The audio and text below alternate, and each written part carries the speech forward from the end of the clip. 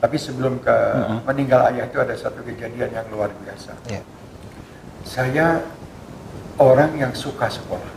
Yeah. Saya senang di SMA itu, saya betah lah, bukan saya ingin keluar. Tapi subhanallah, ayah ini memerintahkan saya untuk keluar sekolah dan pergi ke Arab Saudi untuk bekerja. Bukan menuntut ilmu. Setelah lulus atau saat masih SMA? Masih sekolah. Oh, masih sekolah. Kurang 3 bulan ujian. Saya bilang sama ayah, waktu itu ayah memang habis datang dari Saudi. Iya. Beliau mengatakan, aku mendapatkan visa. Free visa untuk kamu. Saya dipanggil, wahai anakku, mari. Ayah ini kelihatannya tidak akan lama lagi akan meninggal. Jadi ayah ini ingin kamu pergi ke Arab Saudi sana untuk bekerja bersama kakak. Kakak saya sudah ada 2 di sana bekerja untuk membantu keperluan kita yang di Indonesia, keperluan ayah juga. Maksud ayah, kamu berangkat, kamu bantu kakak-kakakmu supaya nanti bisa memenuhi keperluan adik-adikmu dan ibumu. Yeah. Saya bilang sama ayah, ayah masa ini kan eman, saya udah 3 bulan lagi saya akan ujian dan akan lulus. Dari kecil saya mengharapkan ijazah SMA, sudah tinggal 3 bulan ditinggal. Kata ayah, bukan saya melarang kamu sekolah, tapi ijazah kamu tidak akan manfaat untuk dirimu. Kamu lebih manfaat kalau kamu nurut kepada ayah. Saat itu saya sempat agak sedikit berontak. Iya. Dan posisi saya itu berapa hari lagi sudah ujian praktek. Iya. Tinggal ujian tertulis yang belum. Ujian praktek tetap saya ikut. Sampai proses ini ayah memproses, sudah dibuatkan paspor, diuruskan visa saya ini itu segala macam. Dalam hati itu saya menangis. Ini ya Allah, kenapa saya harus berangkat sekarang? Kok ditunda aja 3 bulan kan saya masih bisa. Akhirnya ayah mengatakan, wahai anakku, kamu jangan ragu-ragu. Ayo kamu sholat istikharah. Mana ketentuan Allah itu nanti lebih baik daripada ketentuan kita berdua. Saya nurut sholat istikharah. Dan di situ ayah saya bohongi. Dalam istikharah saya itu saya melihat bahwa saya berada di salah satu di Mekah. Tawaf di Masjidil Haram. Cuman itu aja. Waktu pagi ayah tanya, gimana tadi malam kamu ada mimpi? Tidak ada, Pak. Saya bohong. Soalnya supaya ditunda ini keberangkatan. Iman betul dengan sekolah ini. Sampai katanya, oh berarti kamu istikharahnya kurang serius katanya. Iya. Saya serius, ayo istikharah lagi. Sama 3 kali berturut-turut sama. Akhirnya saya terakhir mengatakan saya sebetulnya bohong. Dari pertama saya sudah mendapatkan gambaran ini. Ayahmu sudah paham kalau kamu bohong. Akhirnya sudahlah. Kata ayah, sudah, ini urusan kamu sudah selesai dan kamu harus segera berangkat. Ujian praktek sudah, ujian tertulis belum. Tinggal 1 bulan ujian. Akhirnya saya berangkat Jakarta. Saya kebetulan dengan keponakan saya. Keponakan saya ini sudah keluar dulu dari sekolah sebelum proses ini diurus. Saya tetap tidak mau keluar sampai siapa tahu nanti proses bisa ditunda. Ternyata tidak. Sampai di Jakarta urusan keponakan saya itu malah belum beres, urusan saya malah sudah beres. Jadi saya sampai Jakarta beberapa hari langsung berangkat ke Arab Saudi di sana, bukan untuk menuntut ilmu, untuk bekerja membantu orang tua. Itu yang saya ingat bahwa ayah mengatakan, ayahmu tidak akan lama lagi akan meninggal. Kalau ayahmu meninggal, siapa yang akan memberi visa kepadamu? Orang ini masih melihat ayahmu, tidak melihat dirimu. Jadi pumpung aja. Kesempatan ini ayah mendapatkan. Orang itu masih sayang sama ayahmu, masih percaya dan segan dengan ayahmu. Ini dapat gratis. Akhirnya saya berangkat di sana dan saya kerja. Proses kerja saya itu pindah-pindah berapa tempat. Subhanallah, setiap saya mau telepon ke ayah saya, walaupun saat itu rumah kita tidak ada telepon, rumah tetangga. Jadi kita telepon di tetangga, tahun 81. Saya kalau mencari ayah saya selalu dikatakan ayah saya keluar ke masjid atau lagi tidur. Saya heran, ini kenapa kok tidak pernah mau ada pembicaraan dengan saya ayah. Akhirnya saya buat surat. Saya waktu itu sedikit di dalam surat itu sedikit mengeluh. Wahai ayah, sebenarnya ayah itu tidak tepat memerintahkan saya untuk pergi ke Arab Saudi untuk bekerja. Saya tidak bisa mengamalkan apa yang saya amalkan bersama ayah di Indonesia. Waktu itu di masjid saya bisa tadarus Quran, bisa baca wirid Ratibul Haddad, bisa baca wirid ini. Di sini tidak bisa apa-apa kecuali sholat 5 waktu dan puasa. Lain tidak bisa saya lakukan. Baca Quran itu maghrib sampai isya tidak ada, saya ada di toko bekerja. Saya pikir supaya ayah ini tersentuh dan memerintahkan saya pulang. Karena saya itu orang yang paling dekat dengan ayah. Karena itu tadi hubungan ke masjid, dan saya suka itu. Tahu-tahu dibawa satu suasana yang beda, bekerja. Dan saya jarang bekerja. Saya dulu berdagang, memang berdagang zaman saya SMP, saya jual. Ada jual lapar itu Allah, Muhammad yang dari kain bludru itu saya jualkan guna untuk membantu ayah supaya meringankan beban beliau untuk bayar sekolah. Itu sekolah saya bayar sendiri. Ini saya kerja di negara orang lagi, yang saya lihat suasananya beda. Subhanallah, akhirnya surat itu dijawab sama ayah, wahai anakku, cukup bagimu sholat 5 waktu dan puasa di bulan Ramadan, lainnya tidak usah kamu laksanakan. Yang penting kamu sabar dan hidupi, bantulah anak adik-adikmu dan ibu. Itu lebih cukup daripada kamu wirid dan sebagainya. Subhanallah. Akhirnya saya sudah tidak ada jalan lagi untuk pulang. Dan ayah ini setiap kita nanyakan mesti selalu pergi, tidak pernah langsung kontak telepon sama saya. Jadi yang ngomong nanti ibu saya. Setelah saya tahu cerita ibu waktu saya pulang, ibu cerita itu waktu itu ayahmu itu sering menangis karena rindu dengan kamu. Jadi waktu itu suasana saya bersama beliau itu membuat beliau rindu. Ibu yang cerita sama saya. Dan alhamdulillah waktu itu ibu mengatakan ayahmu itu sangat sayang sama kamu, sangat cinta. Menghibur hati saya itu. Yang akhirnya sampai jatuh di hari Jumat. Saya masih kerja dan hari Jumat itu di sana malah justru kerja aja di salah satu daerah yang di sana banyak orang asingnya. Jadi bukan orang Arab. Daerah Jubail namanya. Tahu-tahu bos saya yang punya toko itu orang Indonesia juga. Dia mengatakan kamu istirahat aja, kamu jangan bekerja hari ini. Saya bilang kenapa? Biasanya saya pagi-pagi sudah dibangun sama dia untuk berangkat kerja. Ini hari ini kamu istirahat aja. Saya waktu itu curiga ada apa. Saya sholat Jumatan di situ, teman-teman saya ada satu yang mungkin terlontar lupa. Padahal sudah dipesani oleh bos saya tidak boleh menyampaikan apapun sama Syekh ini. Teman saya langsung mengatakan Allahu ajran. Saya waktu itu kaget, ada apa ini? Saya ingat bukan ayah saya, yang saya ingat ada istilahnya nenek saya waktu itu sakit. Saya pikir nenek meninggal. Loh, kamu belum tahu? Belum. Dia tidak kasih tahu siapa yang meninggal. Sampai saya pulang, di rumah lagi saya tidak kerja. Salah satu dari ipar saya, namanya Habib Faisal. Beliau ini manggil saya sini. Kamu senang nggak kalau lihat ada orang meninggal dalam keadaan sujud? Saya mengatakan senang. Betul kamu senang. Dan kamu ridho? Betul. Ayahmu meninggal dalam keadaan sujud. Beliau mengatakan begitu. Nah, disitulah saya bangga. Saat itu saya tidak menangis. Saya bangga bahwa ayah saya meninggal dalam keadaan sujud. Terus saya ambil air wudhu, saya sholat gaib sambil mendoakan orang tua saya. Dan akhirnya alhamdulillah ipar saya tadi dan kakak saya ada pindah di tempat lain, bukan di sama saya.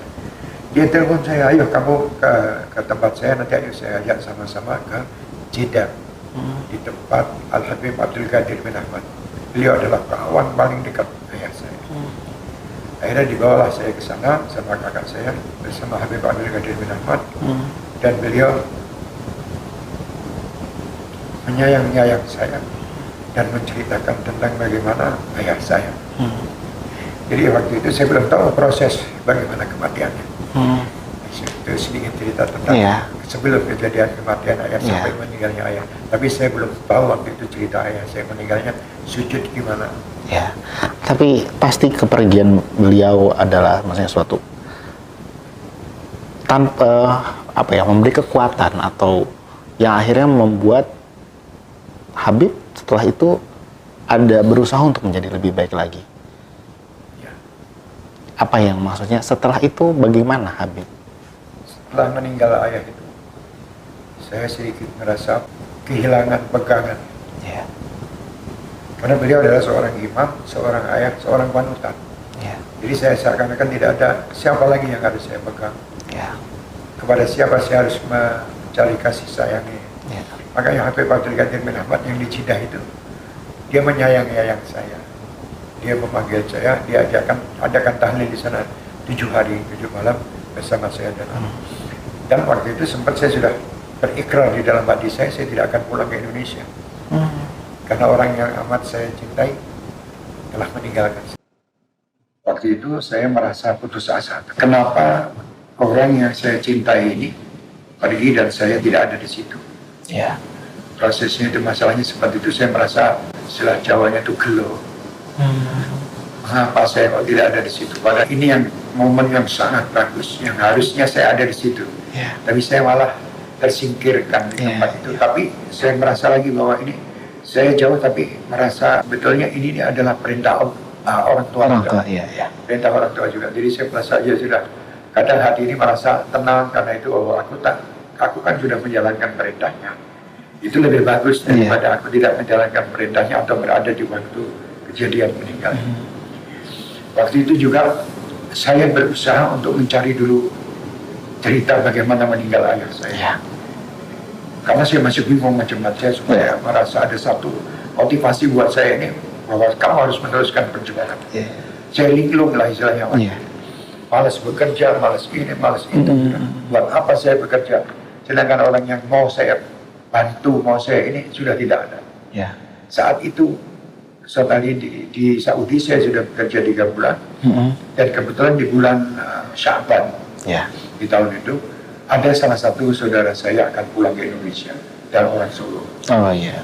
Saya di situ bersyukur saya sempat menitipkan satu paket gitu, sabun mandi, minyak wangi dan sedikit harta duit sedikit. Saat itu saya ingat mungkin cuma $100. Dan ada sabun itu, saya tidak perlu sebut namanya, dan minyak wangi itu murah-murah semua. Karena kepingin saya itu untuk menghadiahi ayah. Waktu itu saya titipkan orang itu, tolong disampaikan ke ayah saya bahwa ini sabun dan minyak ini bisa dipakai untuk hari raya. Dan duit ini karena saya belum kerja betul, masih ikut sana ikut sini, sedikit bisa buat tambah-tambahan untuk lebaran. Sepulang saya dari sana ke sini, saya ketemu ibu, cerita kalau meninggal itu saya cari. Ibu waktu itu mengatakan kepada saya, ayahmu sebelum meninggal itu ada tamu-tamu dari Pasuruan. Orang-orang teman-teman ayah, Habib Ahmad bin Ali dan rombongan orang Pasuruan. Mereka datang ke Solo mau menghadiri hall di Tegal dan Pekalongan, mampir ke Solo. Ayah saya ini keistimewaannya juga orang tidak punya, tapi selalu senang dengan tamu dan menghormati tamu. Itu tamu itu tidak pernah dikecewakan. Walaupun istilahnya tidak punya duit, hutang kepada orang untuk beli kambing atau dagingnya kambing sendiri dipotong sendiri, dibakar sendiri jadi kambing bakar, disambut untuk menyambut tamu-tamu itu istimewa. Untuk tamu tidak boleh pokoknya kurang. Walaupun kita tidak pernah makan daging sampai saya dikecilin. Saya tunggu tamu nanti kalau sudah pulang saya ini Kak, lihat mana piring yang masih ada dagingnya itu nanti rebutan kita supaya bisa makan daging. Saya sama adik-adik sama kakak-kakak sampai seperti itu aja. Kebetulan rombongan itu datang ke Solo dan ayah saya itu posisi dalam keadaan sakit. Ayah itu ada sakit jantung. Cuma tidak pernah dirasakan. Tapi kadang ngos-ngosan ke masjid itu jalan kaki. Kadang ada duit naik becak, ada duit jalan kaki gitu. Subhanallah. Waktu itu ayah kedatangan tamu dan teman-temannya dari Pasuruan itu gembira, seperti orang tidak sakit. Disambut. Waktu keluar dari depan pintu rumah itu, si tamu-tamu ini kan mau melanjutkan perjalanan ke Tegal. Itu di situ itu di Tegal itu kalau tidak salah hallnya tanggal 14-15, ya di bulan Sya'ban. Ayah bilang sama Habib Ahmad bin Ali, wahai bin Ali gitu. Doakan saudaramu Abdul Qadir ini husnul khatimah. Jadi Habib Ahmad bin Ali mengatakan, ya Abdul Qadir, kamu akan husnul khatimah 100%. Cuma begitu aja, seperti bergurau mereka. Ayah waktu itu kembali lagi posisinya dalam keadaan kurang enak badan. Setelah tamu-tamu pulang itu sakit kembali, jadi tiduran. Kebetulan waktu hari Kamis Ayah itu memanggil tukang cukur khususnya. Hmm. Jadi ada tukang cukur namanya Muh Muas, Hmm. orang Madura. Itu kalau bercukur, ayah selalu bapak tukang cukur ini datang ke rumah. Di hari Kamis siang itu, ayah panggilnya untuk merapikan rambutnya, rapikan jenggotnya, rapi semua, cukur semuanya bersih. Dan ceritanya di Kamis sore itu memanggil salah satu sahabatnya yang saya bilang tadi, Ustadz Hadi yang mengajar. Oh iya, iya, iya. Saya Qasidah itu dipanggil, dimasukkan ke dalam kamar. Iya. Keluarga ini pada heran, kenapa? Biasanya tidak pernah masukkan orang ke kamar. Iya. Dimasukkan ke dalam kamar, diserahkan wasiat hari Kamis. Iya. Diserahkan wasiat, tolong nanti kalau saya sudah tidak ada, kamu bacakan ini di depan anak-anak saya, di depan jenazah saya. Wasiat itu. Ini Ustaz tadi juga terkejut, ini ada apa? Kalau diberikan ini, kamu sebagai saksinya, sebagai akhirnya diterima. Dan Ustaz tadi tidak bicara apa-apa. Iya. Keesokan harinya, ayah saya itu mandi, mau Jumatan ini, ceritanya mandi, bersih betul, ini sudah rapi, ini rapi. Minta sabun yang dari saya. Ibu saya mengatakan, itu jangan diambil, itu kan buat lebaran. Kenapa dipakai sekarang? Kata ayah, ini hari Jumat kan hari lebaran. Kenapa tidak boleh dipakai? Ini dipakai sabun. Dan ibu saya mengatakan minyak wangi yang saya berikan itu pun hampir separuh botol pakai semuanya. Waktu mau berangkat, ceritanya tuh pamitan dulu dengan adik-adik saya. Ada satu namanya Muhammad, yang sabar dia, cuman gitu aja. Dan berangkat bersama saya punya adik yang namanya Abdullah, satu becak, naik becak, sampai ke masjid. Orang di masjid heran, bahwa masjid ini harumnya luar biasa. Karena memakai harum-harumannya. Habib Abdul Qadir kok beda sekarang. Wajahnya kelihatan cahaya, rapi, bersih, dan harum. Beliau sampai ke mihrab, tempat pengimaman. Setelah itu prosesi Jumatan mulai. Khotibnya kebetulan panjang. Dikasih, biasanya kodenya dulu kalau di masjid juga pakai kipas itu kan ada tantangnya, diginikan, jangan panjang-panjang. Jadi khotib ini diginikan, dia berasa ada orang yang jawil lah, supaya tidak panjang. Dan khotib itu berhenti. Jadi khotib itu kepanjangan diberhentikan. Setelah selesai khotib mau menjadi imam ayah ini. Di saf kedua itu ada Ustadz Najib almarhum juga. Ustadz Najib itu dipanggil sama ayah. Kamu maju di safnya ke satu, di belakang saya persis. Nanti kalau saya tidak bisa melanjutkan, kamu yang melanjutkan. Seperti itu. Jadi Ustadz Najib ini tidak mau. Saya ini masih muda dan saya ada di saf kedua. Saya tidak enak sama orang-orang tua yang di depan. Kenapa saya harus maju di depan ini? Akhirnya teriak ayah, wahai Najib, kamu tidak tahu apa yang akan terjadi. Allah yahdi, semoga Allah memberi hidayah kamu. Kamu tidak tahu apa yang akan terjadi. Akhirnya Ustadz Najib baca di belakang ayah persis. Dan ayah itu kalau sholat, kewibawaannya itu luar biasa. Apalagi kalau sudah pakai jubahnya, pakai imamahnya. Wibawa, hebat betul. Orang tidak ada yang berani mendekat kalau sudah pakai itu. Beliau kalau sholat biasanya menangis di hari Jumat itu. Ya, bacanya biasanya sabbihisma sama al-atakam. Jadi afala yanzuruna ilal ibili kaifa khuliqat wa ilal samai kaifa rufi'at, itu sudah mulai, suara itu mulai berserak dan mulai nangis. Fadzakir itu sudah terus nangis. Itu kata Ustadz Najib, dari awal baca Al-Fatihah sampai akhir surat semuanya nangis. Sampai sujud terakhir itu sudah suaranya itu sudah agak sedikit berkurang. Waktu sujud terakhir tidak bangun-bangun. Jadi posisi masih sujud, Ustadz Najib ini, aku kata Ustadz Najib, saya sholatnya paling tidak tenang ya di saat itu. Sekarang saya akan menggantikan, saya takut kalau imam ini masih hidup. Tapi kalau tidak saya gantikan, kok lama betul imam ini tidak berdiri. Ini sujud terakhir. Jadi waktu itu Ustadz Najib sambil beliau mengatakan, saya sambil lihat-lihat gitu terus.